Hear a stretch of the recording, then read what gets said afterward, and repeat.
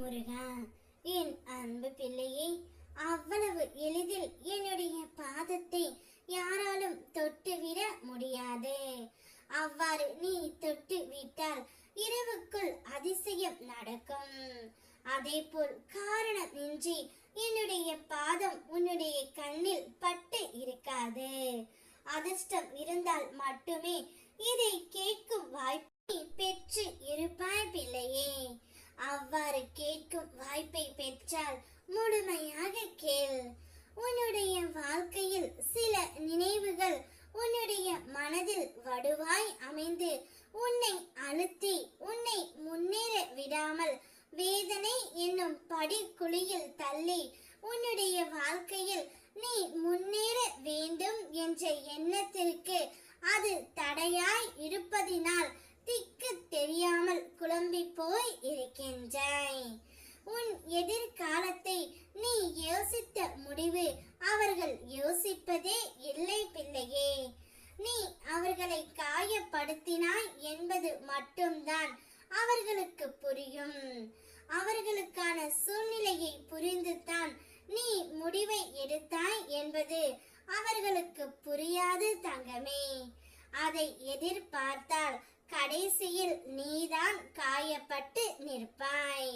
உன்னை தவறாக புரிந்து கொண்டார்கள், நம்மை நேசிப்பவர்கள் என்று தானே வேதனை நீ படுகின்றாய் தங்கமே. கவலை கொள்ளாதே, உன் முருகனப்பா உனக்காகத்தானே இருக்கின்றேன். உன்னை நான் நிச்சயம் முன்னேற வைத்து வெற்றி பெற வைப்பேன். என்னை நம்பு, பொறுமையாக இரு பிள்ளையே. எல்லாவற்றையும் கடக்க நான் உனக்கு உதவி செய்கின்றேன். உன் மனதை மட்டும் என்னிடம் நிறுத்தி அமைதியாக இரு. பிறகு உனக்கு நடப்பவை எல்லாம் நல்லதாகவே நடக்கும். நான் உன்னுள் இருக்கும் பக்தியை கண்டு வியந்து நிற்கின்றேன். உன் மனதில் எதிர்காலத்தை பற்றி பயம் இருந்தால் அதை இத்தோடு தூக்கி எறிந்து விடு. உன்னோடு நான் இருக்கின்றேன் தங்கமே. எவ்வளவு பெரிய சக்தி உன்னுடன் இருக்கிறது என்பதை நீ புரிந்து கொண்டாலே போதும். உன்னுடைய தகுதி உயர்ந்து கொண்டே இருக்கும். நல்ல ஒரு வசந்த காலம் உன்னை சேரும் நாள் வெகு தொலைவில் இல்லை.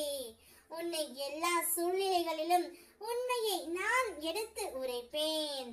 என் மீது நம்பிக்கை வை. உனக்கானது அனைத்தும் உன் கையில் வந்து சேரும். இன்று இரவுக்குள் உன்னுடைய வாழ்க்கையில் மிக பெரிய அதிசயத்தை நான் நடத்தி காட்டுவேன். என்னை நம்பு. ஓம் முருகா.